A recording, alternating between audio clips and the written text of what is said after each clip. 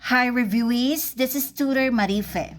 This is the uncut solution for this let review problem for math majors. If one side of a square is doubled in length and the adjacent side is decreased by 2 centimeters, the area of the resulting rectangle is 96 square centimeters larger than that of the original square. Find the dimensions of the rectangle. These are the choices. The first step is to represent the hidden problem, which is the side length of the square. Let's define it as S. The second step is to derive the expressions for the required dimensions of the rectangle. For the length of the rectangle, let's refer to this first given relation. One side of a square is doubled in length. One side of a square is represented as S. S doubled is equivalent to the expression 2 times S or 2S. For the width of the rectangle, let's refer to the second given relation. The adjacent side is decreased by 2 centimeters. Remember that all 4 sides of the square are equal in length. So the adjacent side of the square is still S, and S decreased by 2 centimeters is equivalent to the expression S minus 2. The third step is to obtain the expressions for the areas of the square and the rectangle. For the area of the square, the formula is side squared. Since we've represented the side length of the square as S, the area of the square is S squared. For the area of the rectangle, the formula is length times width. Replace L with 2S, replace W with S minus 2, so the area of the rectangle is the product of 2S and quantity S minus 2, which is equivalent to the expression 2S squared minus 4S by distributive property of multiplication. For step number 4, let's form the working equation in finding the hidden problem S, or side length of the square. Let's refer to the last given relation, which states that the area of the resulting rectangle is 96 square centimeters larger than that of the original square. In other words, the difference between the area of the rectangle and the area of the square equals 96 square centimeters. Replace A sub r, or area of the rectangle, with 2s squared minus 4s. Replace A sub s, or area of the square, with s squared. Then simplify the left side of the equation by combining like terms. Combine these second degree terms. 2s squared minus s squared equals s squared. Then just copy minus 4s equals 96.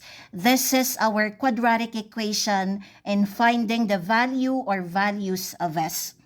For step number 5, let's find the value or values of S. We can solve this quadratic equation using the quadratic formula, by factoring method, or by completing the square method. I'm going to use completing the square method. In completing the square method, we have to complete the square or form the perfect square trinomial on the left side of the equation. That means we're going to add the missing constant term or third term of the perfect square trinomial. To obtain this missing term, just divide the coefficient of s by 2, then square the result. Negative 4 divided by 2 equals negative 2, and square of negative 2 equals this missing constant term. By addition property of equality, whatever is added to one side of the equation, we have to add it also to the other side of the equation. So we need to add 4 to both sides of the equation. Then factorize this perfect square trinomial. The factored form of any perfect square trinomial is a square of a binomial expression. We can obtain this by extracting the square roots of the first and third terms, then copy the sign of the middle term. Square root of s squared is s, square root of 4 is 2, then copy the minus sign. Square this binomial expression. This is the factored form of this perfect square trinomial. Simplify the right side. 96 plus 4 is 100. Then clear this exponent on the left side of the equation. Extract the square roots of both sides of this equation. This square root symbol cancels out this exponent 2 on the left side of the equation, leaving this radicand s minus 2 on the left side. The right side becomes square root of 100, which is equal to positive or negative 10. Then isolate s on the left side by transposing this constant term to the right side of the equation. Negative 2 becomes positive 2 on the right side. So s equals 2 plus or minus 10. The first value of s is 2 plus 10 or 12.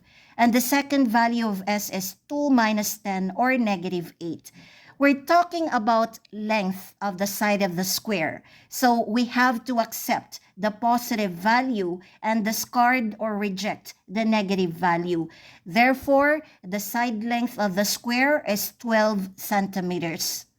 For the final step, let's use s equals 12 centimeters to find the required dimensions of the rectangle. The length of the rectangle is represented by the expression 2 times s or 2s. If s equals 12 centimeters, the length of the rectangle equals 2 times 12 or 24 centimeters. The width of the rectangle is represented by the expression s minus 2. If s equals 12, then the width of the rectangle equals 12 minus 2 or 10 centimeters. So the final answer is 10 by 24. Choose letter A. We can validate our answer by performing the reversed operations of doubling and decreasing by 2. The reversed operation of doubling or multiplying by 2 is dividing by 2. And the reversed operation of decreasing by 2 is increasing by 2. So in this answer, if we divide the larger number by 2 and increase the smaller number by 2, we should get the same value. The common value is the side length of the square. 24 divided by 2 equals 12.